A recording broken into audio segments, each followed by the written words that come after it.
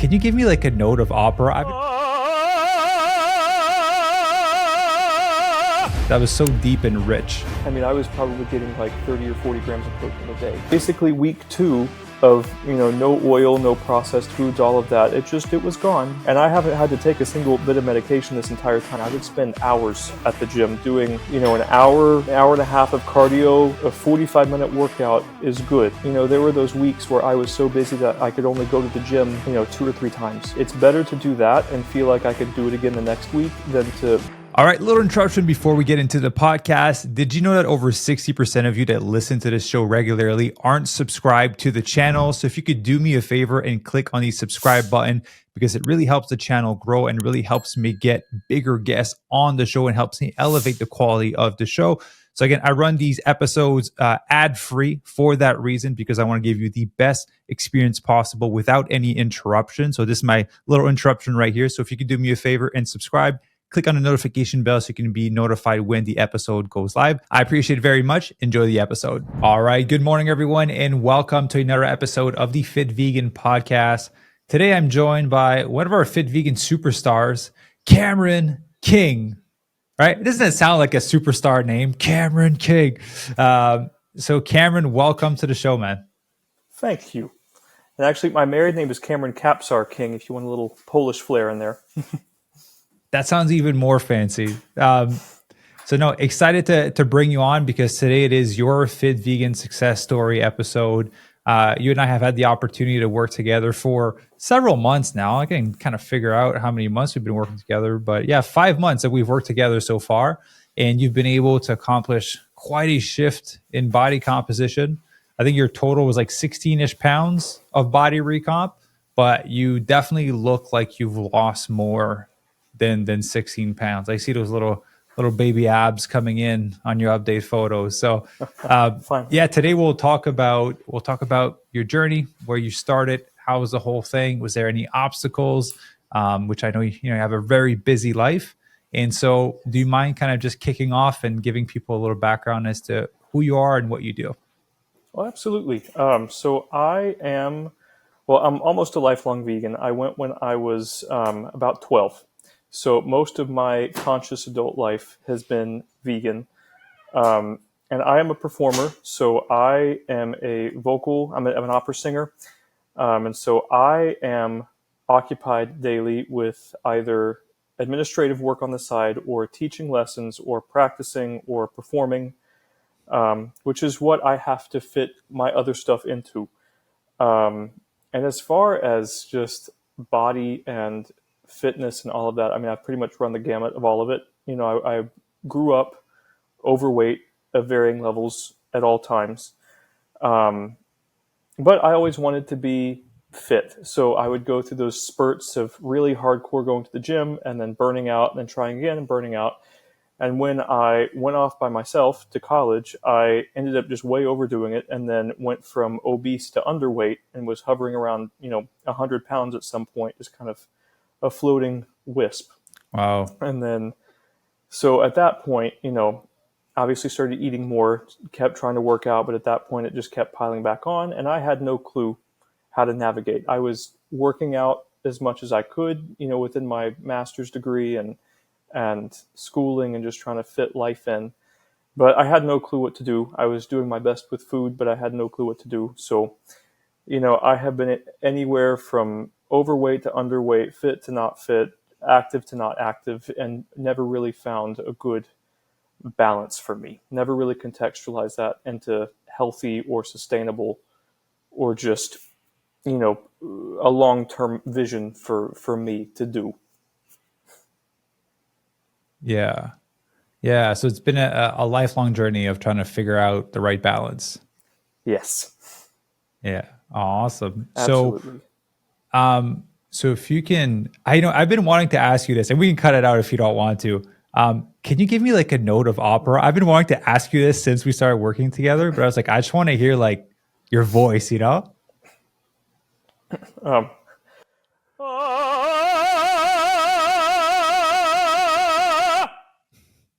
I don't know if that Damn. translated Okay. over the headphones. Oh, yes, it did. Definitely. All right. But that was very powerful. I appreciate it. I've been wanting to ask you this for a while because I think opera singing is so cool. Like the sounds that you're able to produce. That was so deep and rich. Um, Well, all right. thank you. Turning the wheel to something else. So what I want to ask is, where are you at before you got started? Like, what made you want to take on this transformation journey? Obviously, you had this you know this quest of trying to find the balance, but what made you want to actively be like, I'm going to do this now? I mean, I think it's honestly a lot of it was just being fed up because I had tried so many things. And it's, I never had a difficult time being motivated or driven to complete a goal. But it felt like I just didn't have any of the tools or the puzzle pieces, or what I did try would just go so wrong. Um, I would, What do you mean by that? well, like I would work out as much as I could, and I would do what I thought was right. I would do cardio. I would do weights. I would eat what I thought was healthy. What I logged on my calorie trackers within healthy terms. I would try to do all the things that I would Google and it would say to do, or read and say to do, and yet it never really went my way.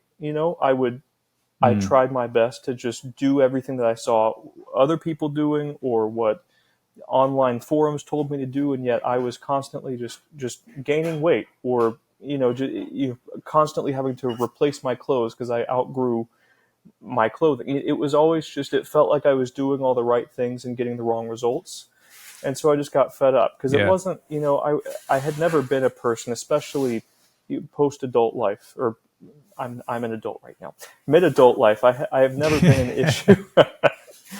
I had never been someone that would just had a hard time getting myself to do something. It was that, like, I would go do all the things I knew how to do and would still end up without the goal met for years. And Mm, I had, so I think that was my big push of just like, I have to figure it out because I'm 28 now, and I have spent since the moment I left home trying things and it just not working. It just felt so overcomplicated and so over something was missing. I don't know how my understanding was apparently so far off, but it's like, how is it that I can be spending every waking moment trying to better myself and just missing the mark so hard?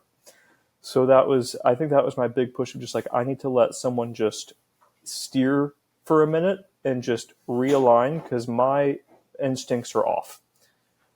I think that was my yeah. big thing, is just letting someone else take over for a minute, and just I'm cool being puppeted, and I just need someone to give me the steps, give me the diet plan, give me something so that I don't have to figure it out, because it's been 10 years of not figuring it out. Yeah. Well, honestly, I have to say, like, I'm really happy that you're learning this at this age now because, as you know, we have a lot of members in their 50s, their 60s, and their 70s, and they've been struggling with that for 2, 3 decades. So it's cool that you get to learn this now because that's going to translate to the later years of your life. Um, so what are some, like you mentioned, you've read a lot of things, went on forum, watched videos, you've kind of taken information from different places, trying to implement them without any not without ever seeing the success that you've wanted to see. So I'm curious as to what you learned from being in this process with me that was different from what you were doing prior, if there is anything. Yeah, well, of course. I mean, I think as far as diet goes, the best thing was just that it was approachable. It was simplified. It wasn't. I feel like when I researched, like, I need to, especially being vegan, it's really difficult to construct a meal, and especially if you haven't done the research first. I've been vegan since I was 12, and I wasn't a 12-year-old looking at how to construct a macro appropriate meal. I was just simply eating what my parents put in front of me, or just whatever I felt like making. Um, Yeah. and so, I when I got that kick of like, I need to be monitoring the compositions of my meals, I would Google, and all of a sudden it was like rocket science. It was the amount of percentages Yeah. and breakdown, and I would just go in like an hour or two rabbit hole and end saying, well, I don't have time for any of that, so I'm gonna not. And that was kind of my takeaway, that I would try again, and it wouldn't. I couldn't get it to contextualize in my life what these things were telling me to do. So that was the biggest thing of just like, for one thing, in the beginning when I was just using the point by point, ingredient by ingredient meal that you provided, I was just sort of taking away the reins from myself and eating exactly what I was told to eat. All of a sudden I felt better. I had energy. I was very full while also starting to lose weight. I wasn't, sitting there at night craving a snack, but just forcing myself to go to bed hungry like it used to be on a diet. Yeah. So that was the biggest thing. It's just sort of making that approachable. When I learned what those meals were, just kind of focusing on the protein macro and then a healthy composition otherwise, and not needing it to be rocket science. That was one of the best things of just, I feel like over the 5 months, the instincts were curated of now I can just sort of make a meal on the fly. And it's a pretty good meal. Maybe even if it's not the best thing in the world, it's appropriate for the meal plan and the goal.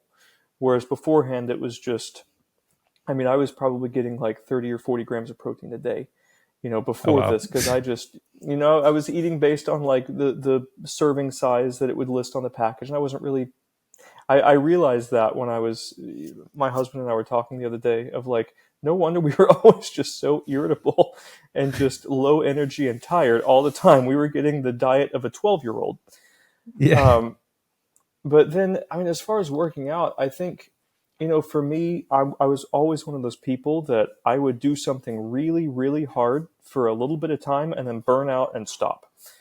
And Yep. so when I got that kick of going to the gym in the past, I would go do everything. I would spend hours at the gym doing, an hour and a half of cardio as hard as I could, and then do every piece of weight equipment I could find that I could figure out how to use. And I would absolutely be on the brink of keeling over, and I'd go to bed and I'd try to do it again the next day. And of course, that only Yeah. lasts for so long until you're like, I don't want to look at the gym again, or else I'm just angry. Yeah.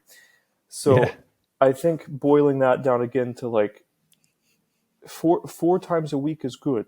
A 45-minute workout is good. Like that's, you don't, the overtraining aspect, the digestible aspect of just fitting it into life, I Yeah. think was the biggest thing of like, you don't need to all of a sudden launch into this boot camp that you can't fit the rest of your life into. It can fit into your life. It can fit into the rest of your day. That was probably the best thing. So it felt more sustainable this time around. Much. It felt much Yeah. more. I wasn't on the brink of death. I was tired, but I wasn't feeling like I was just, destroying every Burnt fiber in out. my body. Yeah. Yeah. Like you have a really busy schedule, right? So as you guys, you're preparing for shows and all that, and now it kind of just died down. But for a big time of us working together, you had a really busy schedule. So would that have been typically one of those periods where you didn't work out the whole time because you're so busy and you couldn't afford to work out for 2 hours a day? I mean, yeah, that probably would have been a time that I would have, right before that, I probably would have had a kick of like, I'm about to be so busy, I need to hit all my goals right now. And then as soon as I started it would have been, and it would have been, I need to sleep until I absolutely can't, so that I can just simply be recovered for the rest of my day. And it would have been, I would have been a hermit crab. You would not have seen me for those few months. So this was a really good push for me, because I am pretty fresh out. I got my master's degree last year, so I'm pretty fresh out of school of like really putting my goals into a professional sense. So I'm still Yeah. very much learning how my world works in that way. And so this was a really good push for me to figure out how exactly I keep my goals in check while also at the peak of my schedule demands, the peak of my performance demands, um, which was really useful because there were times during that stint that I absolutely was like, I don't want to go, but I'm doing this program, so I have to go, or else my weekly check-in is going to be awful. So it was a good it was a good crutch, but at the same time, like I also was deep breathing and just saying, I want this to be sustainable because I don't want it to just be a 5-month burnout that I'm going to escape from as soon as it's done. I want to figure out how it fits. So Yeah. there were those weeks where I was so busy that I could only go to the gym, 2 or 3 times, and I was disappointed, but I said it's better to do that and feel like I could do it again the next week than to force myself to go 5 times and then hate life and want to escape. I need to prioritize resting and being recovered as well. From the performance when that took me to midnight and I only had 6 hours of sleep. I had to figure out a way to also prioritize that stuff so that I could keep going much longer than the 5 months. As you were sharing that, it made me think of people that are waiting for the perfect time to get started. Like they're waiting for the schedule to be completely clear for months on end before they kind of take this on. And obviously, I know from your transformation what the lessons were, but do you now see the value of having done this while you were busy? So you can kind of learn how to figure this out. Like, yeah, I got all this stuff happening with work. I got my relationship, life is happening, but I only need to do these few core things very efficiently and to still get incredible results.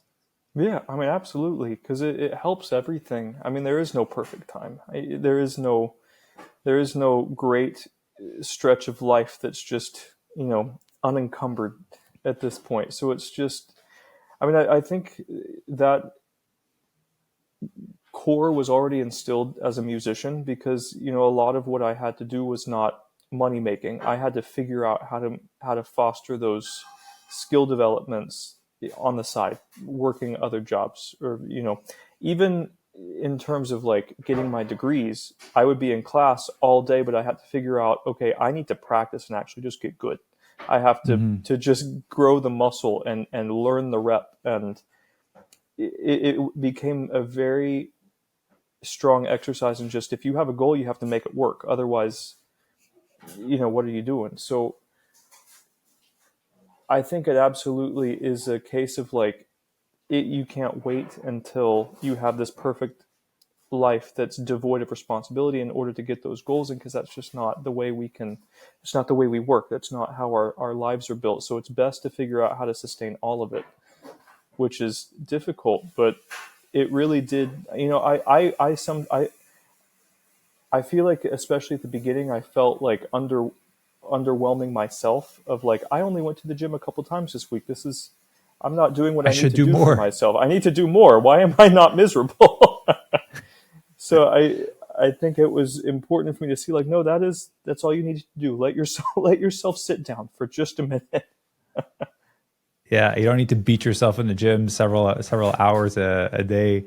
Um, so I like to go into some of the wins that you've had, and I'd like to go into the obstacles that you've encountered because I think that's very important to talk about. It is not a perfect journey. Life will happen. You got sick, busy with work. Like life does happen.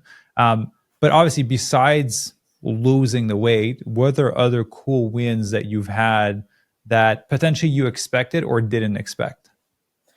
Well, I mean, the biggest one by far is the fact that my reflux is just gone. I had like chronic reflux. I was having to take, what are they, like omeprazole, Gaviscon, Tums, all of the things every day. I was drinking, apparently apple cider vinegar helped, so I was having to take my daily water with apple cider vinegar every day to try to keep everything under balance. And it was still, I would go to bed just burning every night. Um, Yeah. and it even affected my ability to sing. Toward the end of my master's, I had to basically drop out of my last performances because my vocal cords were just fried. I had just completely like destroyed my upper everything, esophagus, vocal cord, all of that was just in so much pain because I was just constantly bathing my entire body in acid. So Yeah. I mean, it was really bad, and I was having to take all of that medication. And then basically week two of, no oil, no processed foods, all of that, it was gone just magically. It was it was just fixed. And I haven't had to take a single bit of medication this entire time. I think I've had flare-ups on less than 5 times, less than 5 occasions I've had flare-ups of, and still not even bad enough to take medication, but just like, oh, I feel a little heartburn. That's the extent. Otherwise, it's been completely clean, and it's never impacted my voice since then. I've been able to just get up and practice without having to shake off the gravel every day, which has been just Yeah. incredible because that is my professional stuff. It's not just feeling, but it's my ability to work. So that's been probably the biggest impact, other than just physical well-being. Is, I mean, guess it is physical well-being, but just in a very different way. Yeah, but it's also tied to your passion and the work that you're doing as well. So it's even more important, right? It's always important to take care of your health, but the fact that it added to your ability to practice and ultimately get better at your craft, I think there's something to that.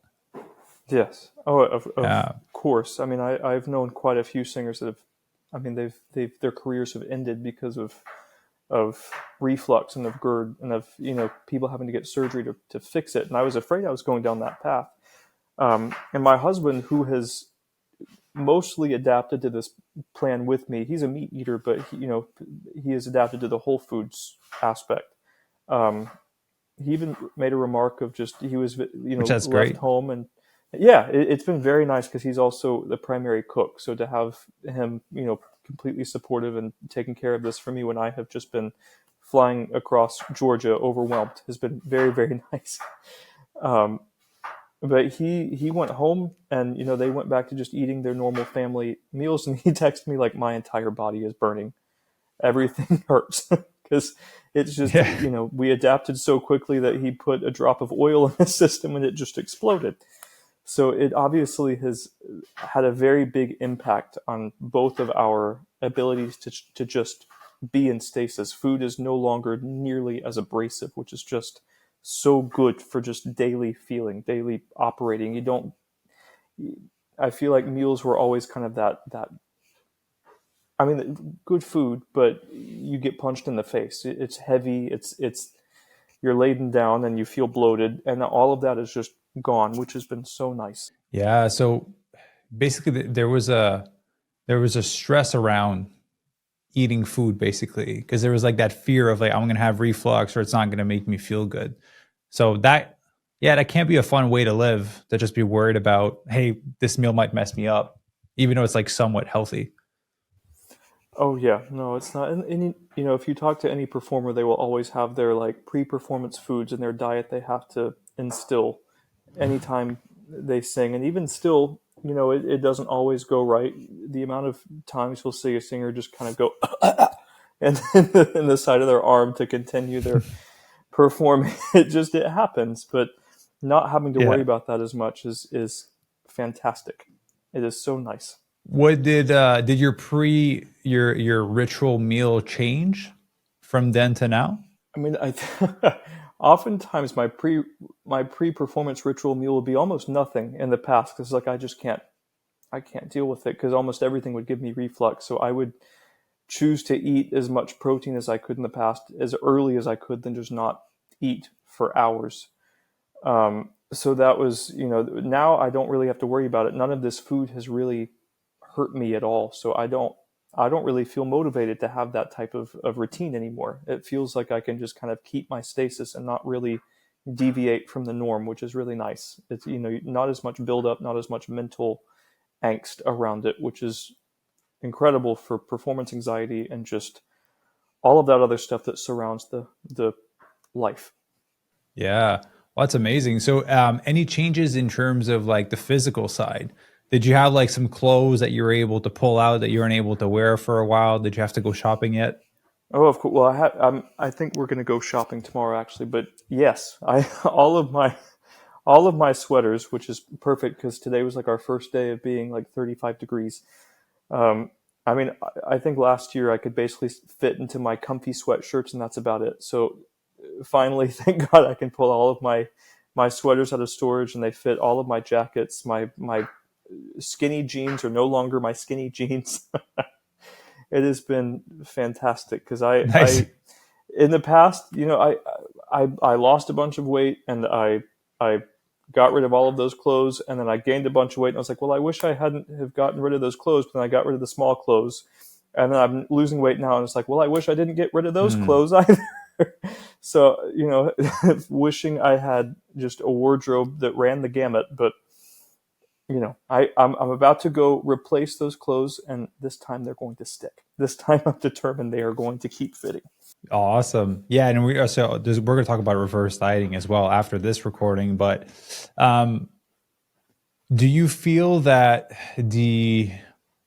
I call it the blueprint, but the blueprint in your head of what needs to happen to get in shape and stay in shape has changed.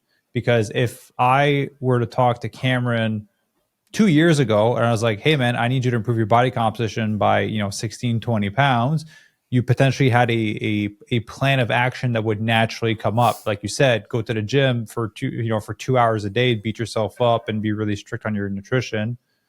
Do you feel that now you have a healthier blueprint of what needs to happen to get and stay in shape moving forward? Much. I mean, I think it's much more digestible to me. It's not this need to completely hit a wall and overhaul your entire life. It's manageable changes, which is nice. It's and I think a lot of that has been just sort of seeing what a recommended workout actually is. And after seeing these months of patterns and the cycles that we've gone through and the way the goals have been built in, just it has illustrated to me just how much I was sort of hitting this need to change and then just going psychotic with it. And it's just not. It doesn't need to be anywhere near that demanding of Like your intense. life.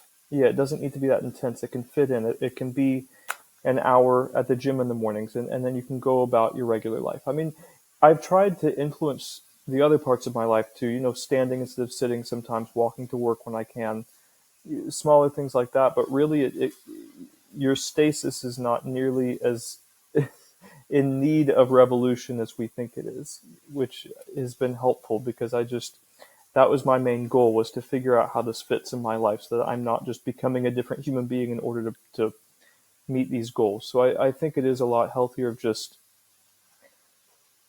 I for me, 3 to 4 times a week at the gym, food that feels good and tastes good. And that's about the extent of it. And that feels easy. That feels like my life. That feels like a life that I don't really want to run away from or think that I'm being punished with in the way that it used to be of, oh, you have to get in shape. You have to cut out all the foods you like. You have to be miserable and tired all the time. And that's not the way to go about it. Yeah, there's a tendency for a lot of people to kind of, like you mentioned, kind of beat themselves up and do a lot and feel like they need to do a complete life overhaul to like really get the change that they want. And you mentioned earlier that you felt underwhelmed when you started the workouts and you're like, I only have to do this a few times a week for X amount of time. I don't have to beat myself up the whole time. How did you deal with the underwhelm and ultimately being like, okay, I'm gonna trust this thing, but how did you deal with the underwhelm of, I feel like I need to do more, but I'm gonna do less and hope that it works out? I mean, I think honestly that was just what I had to do, is I had to just, deep breathe and remind myself that for right now, I am not holding the reins. I am simply being puppeted. So I'm just going to trust it. And I remember even vividly telling my husband, I was like, I know I'm going to gain like 20 pounds in week one, and we're going to have to overhaul this whole thing. And that didn't happen, obviously, but I had to just sort of sit there and just, mentally kumbaya and just deep breathe and trust the process. It was a trust the process thing. And you have to, I think, that patience at the beginning of just like, you know what, we're going to see what happens. And I just know we're going to have to change it, but that's fine. And then we didn't, thank God. So it worked, but it was definitely, a challenge.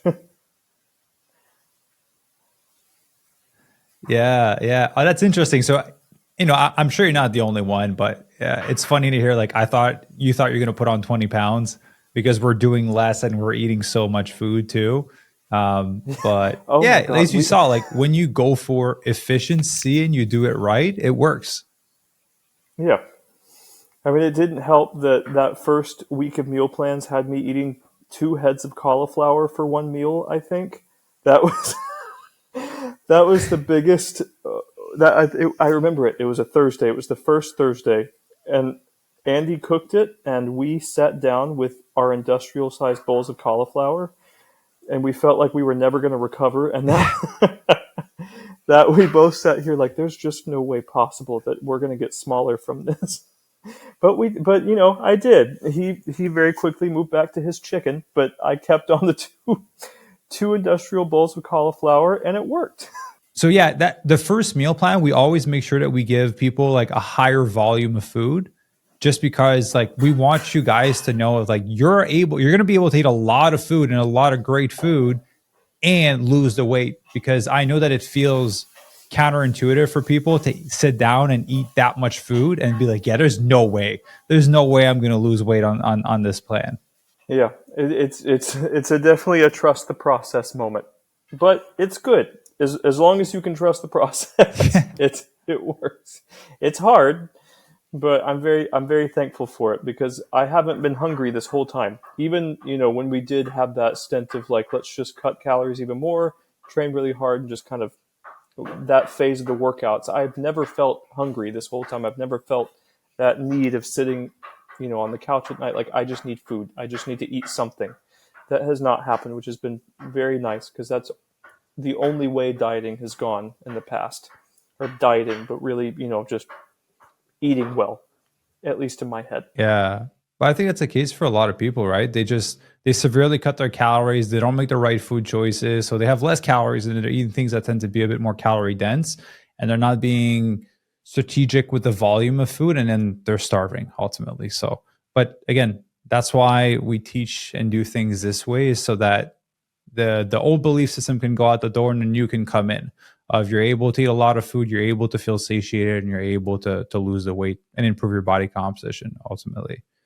Um, so Cameron, I'd love to go into obstacles, right? Was there any speed bumps along the way of your transformation, weeks where you weren't perfect, and how did you navigate them?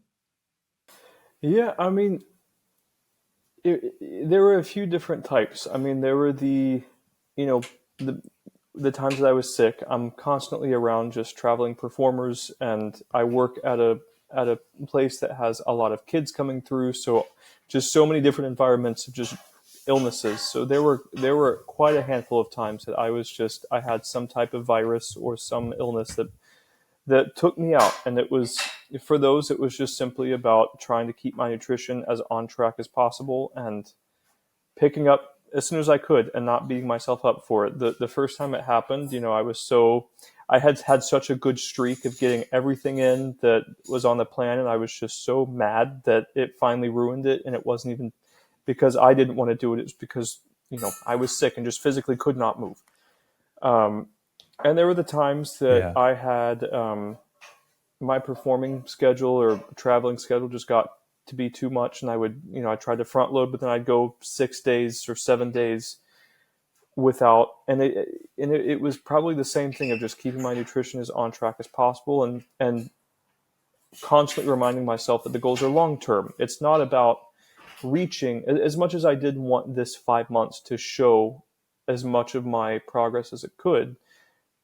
It was never, to me, I never wanted it to just be 5 months. I wanted it to be, forever, or as long as I could keep this going. So I had to just deep breathe and remind myself, even if it's, you're not doing anything right now, you're going to get on it as soon as you can. And it's about the sustainable future. It's not about a short, immediate future span of time. Um, and I think the mainly the obstacle I face is just when the schedule gets so crazy that I don't even have enough time to sleep. That is just like, I do technically have time to go to the gym, but I should probably prioritize just getting a good amount of sleep so that I can do the things I need to do. Because if I'm not sleeping, I'm not Yeah. physically recovering. I can't sing. I'm not a pleasant human being to be around. So I think those were the biggest obstacles, I think, on the daily basis, or regular recurring schedule of just like, what, I could technically get the fifth workout in, but I'm going to sleep a few extra hours instead, so that I can just keep going as a human being and not, push myself to be sick, or not be miserable and want to not do this again. And I think no matter what the obstacle was, the biggest thing to me was always just reminding myself that it's not the 5 months that matters, really. It's the life time of just figuring out how I get my life to be what it needs to be. Of just, I want to be physically fulfilled. I want to work out. I want to look good. I want to, feel good in my clothes. So it's about that part. It's about just keeping the goals consistent and long term, not, you know, throwing things away as soon as you hit the first speed bump, or as soon as you have a speed bump, sunk cost fallacy. It's all useless, and you're throwing it away. It's just, you just get back on it. Yeah. You just find your stasis again. You find your normal patterns again. Yeah, and even with, life happening and sickness and busy schedule, you're still able to get incredible transformation, right? So it just goes to show that you don't have to be perfect the whole way through to get a great transformation. And I think that is one of the beliefs that a lot of people have when they start. It's like, no, I need to crush myself in the gym for 2 hours. I need to be perfect on my nutrition. I need to to be top notch on everything, or else it won't happen. And it has happened even while life was happening for you. So I'm very proud of you for that, because getting back on track, like winning the next meal, winning the next workout, is not always easy. And the fact that you're here means that you've done it pretty well. Well, thank you. Yeah. So you mentioned a few times, like, of sustainability. This is not about a 5-month thing, but it's about a lifestyle change after. What are the things that you're going to be bringing with you post program? I mean, I hope to bring as much of it as I can. I mean, I was just talking with Andy about this. Obviously, next week is Thanksgiving, so that's going to be traveling and, whatever happens. But I mean, on the regular, I want it to be, I've kind of figured out that my personal stasis is 3, maybe 4 times a week at the gym. It's, that little bit of cardio, about 6 weight workouts at the gym, cardio to close out, move on. And that's, I like that. That keeps me going. That's a good amount for me to fit into my week. I don't really want to go back to non-whole foods eating, because I feel good. It lets me sing. It lets me, just not be miserable with reflux when I try to sleep. And I don't really see a need to deviate from that. We're going to experiment and just kind of keep new recipes coming in and figuring that out. But overall, the base construction is something I hope to just keep. I like the stasis, and it feels good. So I don't really feel a need to deviate. It'll be a little bit more, I guess, experimental now, because I'm just, I'm going to try to figure some more things out. But the base construction is there, and I'm just going to try to keep it going. Yeah, beautiful. Like I said, you've done a lot of the foundational work at this point, right? You've learned a lot of great tools. You've started to put those habits in place. You've learned how to navigate that through life being busy, through life throwing you curveballs, which those are lessons that you can't learn otherwise besides going through it, basically, right? People always trying to prepare for everything, but you don't really learn the lesson until you're sick and your schedule is crazy. And you're like, how do I deal with my nutrition? How do I deal with my training in these scenarios, right? Again, you have a partner, so having someone that is supportive, that can hold you accountable, it makes the world of a difference. So I'm very excited for you for, again, the rest of your journey. And like I said earlier, I'm very happy that you got to learn these things at this point. It's something that I wish I learned a long time ago. That, again, people always talk about, 6-pack and big biceps and all these things when it comes to men. But at the end of the day, to me, what's impressive is when I meet like a 70, 80-year-old that's still able to do squats and push-ups, right? They don't have a 6-pack, but they can do pull-ups, squats, and push-up at like 80. That is way more impressive to me than someone with a 6-pack or big biceps, right? The fact that they've been able to keep it for that long. So I wish you to be the 80-year-old doing pull-ups and push-ups and squats, Cameron. Thank you. That is the goal. Yes. So I'd love to ask you one last question, which is basically a piece of advice. So a lot of people that listen to the show are active members or new people that are looking to work with us, or people that are just on their own journey and looking for some tools and strategies. What is a piece of advice that you'd like to pass off to them from everything that you've learned from our time together? Oh, that's a hard one. Well, I mean, I think I've already said it a million times. You're thinking about it. It means it's going to be valuable. Well, I mean, I hope so. I mean, I think it's just the thing I've said over and over again. Um, but it's the only really big thing that was going through my head when I approached any of it, which is just to say to no matter what you're doing, to make sure it fits with you and your life. You know, it's about long term, happy, sustainable life. It's, you know, I think I used to have that mindset of a goal is something you meet and stop at in terms of your body. You know, if you want that body, your goal body, you binge workout and diet and all that, and then you kind of get there and you're done. But obviously, we have learned that that's not how it works. It's sustainable. It's sustainability. So, you know, as tempting as it can be to overdo it, or, you know, to underdo it and sort of not really commit to it, I think that the biggest piece of advice that I'm giving myself all the time is to just figure out how all of these goals work with just your ability to go about your own personal life in a fulfilling way. It's not about a boot camp that ends as soon as the program's done and you can go back to what you actually want to do. You know, it's about figuring out how you get to be that 80-year-old that can do squats and push-ups and pull-ups and all that, and in a way that feels good and satisfying and sustainable, and not like you're being punished daily, or that you're not being true to what you want to do. Well, man, those are beautiful words to end on. So, Cameron, I want to say a massive thank you, man, for taking the time to jump on the episode. It was a pleasure working with you and coaching you. We still have a coaching call right after this, so we'll get to talk some more.